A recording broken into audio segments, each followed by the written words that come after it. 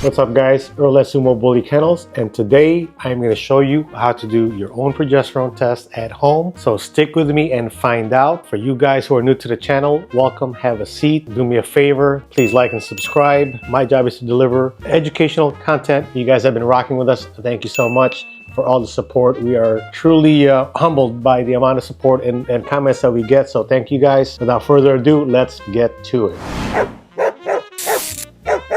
Okay, so here we go. Before we actually pull blood and do the test, let's go over what we need. Number one, we need a leash. I like to use a slip lead. Another thing I need is another person to control the dog while I'm taking blood, because I don't want to hurt or damage my dog.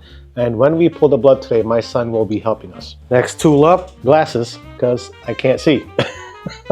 All right, from there, I like this guy. I need light. Again, it's because I got young man eyes.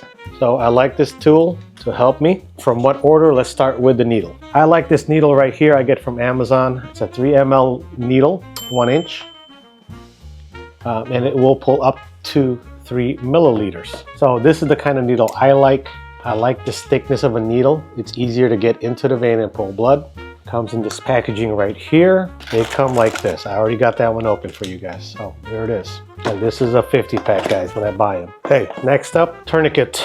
When you wrap the dog's arm so that the vein will bump up. Alcohol. This also aids the vein in bumping up after you put the tourniquet, which we'll go over when I do it live. You're gonna need a pipette, 0.75 ULs, and 2 tips. So typically I transfer the blood with one. I don't use that one. And then I use a second one to drop it into the test kit. And I'll go over that as we do it. I like this version. We have the Wondfo FineCare progesterone machine. What I have is the whole blood version.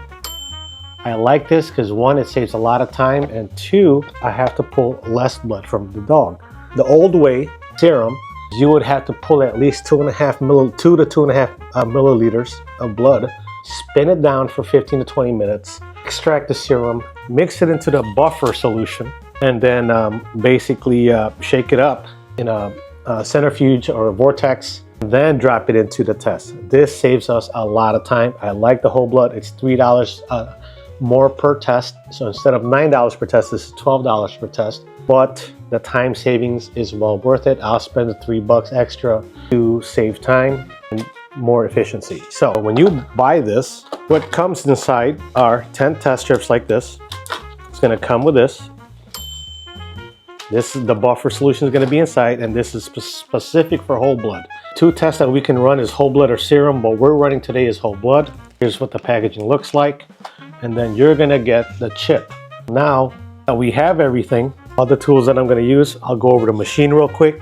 But this is my real basic setup to get started, right? In essence, we're going to pull blood, we're going to mix it with a buffer, we're going to shake it up, drop it onto a test strip, take it into the machine, and start the test. So before you do all that though, let's prime the machine. Come with me. So number 1, this is the vortex mixer. You press down and it shakes. Okay, here's our machine. With the Wondfo FineCare, they recommend you turn it on and let it warm up to about 24.58 Celsius. So we're going to insert the cartridge into the reading chip right here. Wrong way. We're going to select whole blood, pet type. You see all the different tests you can run? We're going to select dog. Okay, standard is the test mode, because you can switch from quick test to standard. What we want to do is have it on standard. And then we're going to read that chip. Read successful, yes. Okay, just for verification's sake, let's read it one more time. Perfect. Okay, now that we're all set up and ready to go, all we need to do now is draw blood. Okay guys, here we go. We have extra hands to hold the dog, and we have a dog. Poodle is in heat, guys. Champion Poodle. And no spoiler alerts today. I will do another reveal on who the baby daddy will be. But today we are going to test her. So here, you're going to get your tourniquet right here, put it around, right above the elbow, right there. I'm going to turn on my light so I can see. I'm going to spray here, right where the vein would be. And the reason I have somebody holding her is I don't want to hurt her, right? So now we're going to find the vein.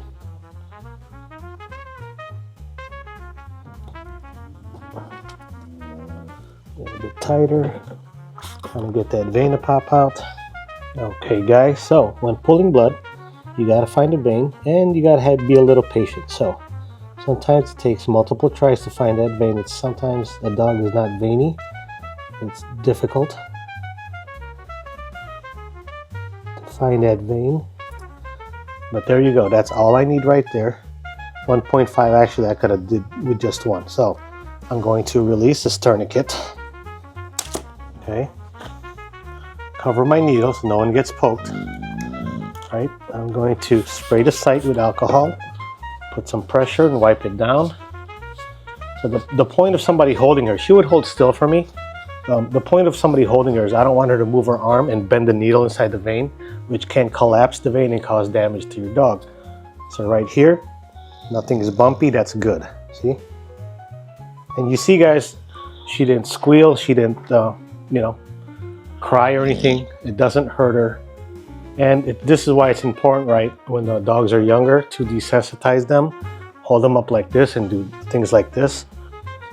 Because this is what you're gonna do or a vet's gonna do when they're pulling blood. So working with your dog and getting them used to muzzle control, pinching here, right? And if you're gonna breed dogs, you're gonna need a progesterone test. And the female has to sit still for this. And I'm not gonna do it right now, but typically I would reward with a treat after I do that because she behaved for me, right? So without further ado, let's move to the next part of our test. Okay guys, so here we go. What I'm gonna do is I'm gonna open this test kit, have this ready, and we are gonna drop the blood right here, okay? But before we can do that, what we're gonna do is put this tip on the pipette. We are going to transfer the blood to this little container. Right there, okay?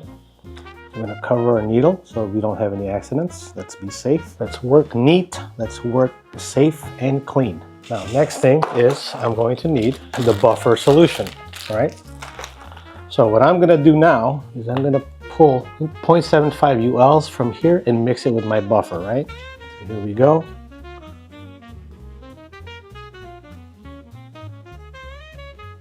Right there. See what I mean by I pulled too much blood? This is all the blood that I needed, right? So now this is garbage. Put that there. I'm gonna mix this into my buffer solution, right? I'm gonna release that in there.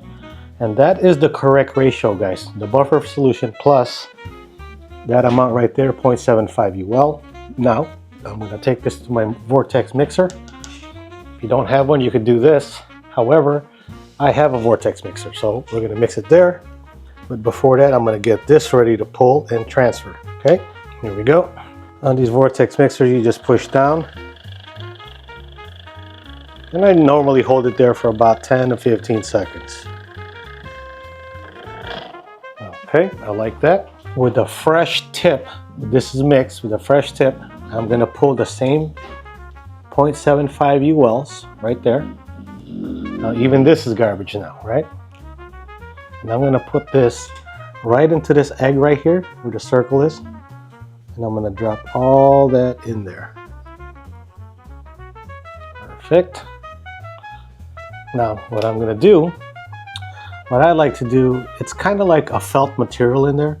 So what I like to, with the whole blood, now serum I don't have to do this, but since we're doing whole blood, I feel like it doesn't get in there quickly. So I kind of like perforate that felt material in there. Now you see it right here, right? You see this line started to darken? That is the solution starting to penetrate into the test strip. And I normally wait till it's almost close to that blue line before I insert it into the machine. I'll do this. Okay. I'll even tilt it up a little bit so the gravity will feed it down. There it is, getting closer. It's almost there as it's working.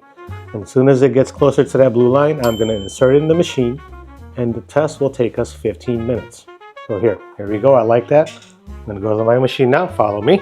Now, when you insert this, the part where you put the blood goes in first, like that. As you can see, all the solution went all the way in.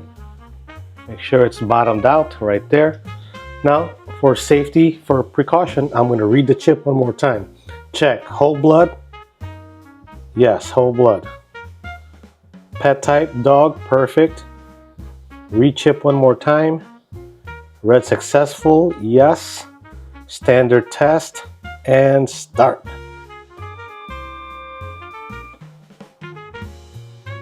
So it's going to process that. Now, we got right there, 14 minutes and it's counting down. Basically, it started at 15 minutes. So, with that said, guys, Poodle is in heat. We're excited. We haven't done the reveal of who we're taking her to. We will in the coming episodes, of course. I'll see you in about 15 minutes with these test results. And here we go, guys. Here are our test results. So, where is Poodle today? She is 14.03 nanograms per milliliter. Again, quick results, guys. So, why is that important for us? On the Wondfo chart, you're going to see numbers. The first breeding event should occur between 10 and 15. The second breeding event between 15 and 25. 30 to 40 is surgical territory or TCI. On the lower end of the scale, when you see it around a 2, that's the girl in the heat. So we tested Poodle. This is our third test for Poodle already. We caught her at a 5. We caught her at a 10.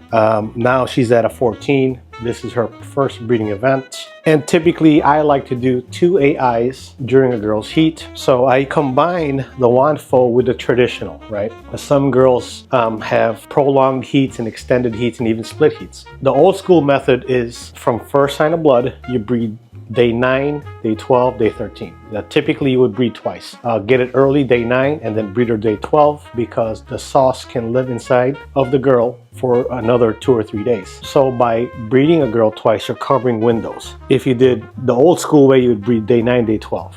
I still believe in that.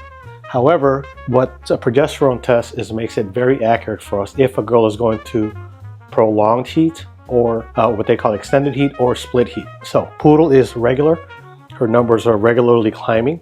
So right now she is ready for her first AI. I like to catch her at the early teens and then late teens to mid 20s. I like to do 2 breeding events and I typically do 2 AIs. I do have a TCI machine, but I'll only use that if she spikes up on me. It's a precautionary thing. So if she spikes on me, I got 2 choices. I go TCI or I go surgical. So with that said, guys, Earl at Sumo Bully Kennels, we will reveal who we are breeding Poodle to this week. Just wanted to show you guys how to do a progesterone test at home, what we use, how we do it, so that you can try to do it yourself, save yourself some time and money. Earl at Sumo Bully Kennels, guys, and I'll catch you in the next one.